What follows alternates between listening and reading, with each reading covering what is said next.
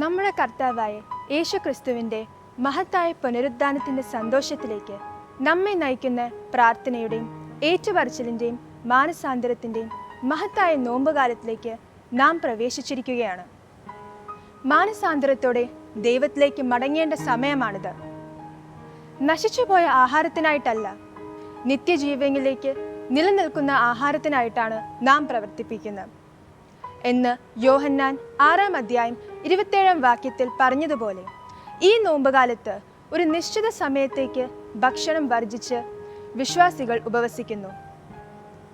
ഉപവാസത്തിലൂടെ നാം നമ്മുടെ ആത്മാവിനെ ശക്തിപ്പെടുത്തുകയും പാപങ്ങളിൽ നിന്നും സ്വയം ശുദ്ധീകരിക്കുകയും ദുഷിച്ച വഴികൾ നിരസിക്കുകയും വിശ്വാസത്തിലും ആത്മാവിലും ഉറച്ചു നിൽക്കുകയും ദൈവകൽപ്പനകൾ അനുസരിച്ചുകൊണ്ട് ജീവിക്കാൻ ശ്രമിക്കുകയും ചെയ്യുന്നു. ശരീരം ആത്മാവിന് വിരുദ്ധമായതും ആത്മാവിന് വിപരീതമായതും ആഗ്രഹിക്കുന്നു. നീ ആഗ്രഹിക്കുന്ന ചെയ്യാതിരിക്കാൻ അവർ പരസ്പരം കലഹിക്കുന്നു എന്ന് ഗലാത്യർ 5-ാം അധ്യായം 17-ാം വാക്യത്തിൽ വിശുദ്ധ പൗലോസ് പറയുന്നു. വ്രതാനുഷ്ഠാനത്തിലൂടെ വിശ്വാസികൾ ശരീരത്തിൻ്റെ ആഗ്രഹങ്ങൾ ഒഴിവാക്കുകയും താൻ ആഗ്രഹിക്കുന്ന സൽക്കർമ്മങ്ങൾ ചെയ്യാനും കഴിയുന്നു.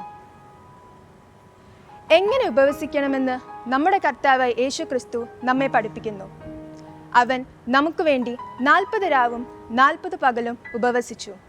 ഒടുവിൽ വിശപ്പ് തോന്നിയപ്പോൾ സാത്താനാൽ പരീക്ഷിക്കപ്പെട്ടു. അവൻ സാത്താനെ പരാജയപ്പെടുത്തി സാത്താനെയും അവൻ്റെ ശക്തികളുടെയും മേലിലുള്ള വിജയത്തിൻ്റെ രഹസ്യം നമ്മെ പഠിപ്പിച്ചു. അങ്ങനെ ഈ മഹത്തായ നോമ്പുകാലത്തിൽ ആത്മീക സന്ദേശങ്ങൾ ശ്രദ്ധിച്ചുകൊണ്ട് ദൈവിക സ്നേഹത്തിൻ്റെയും നീതിയുടെയും നന്മയുടെയും പാതകളിലൂടെ നാം നമ്മുടെ ജീവിതത്തെ നയിക്കണം.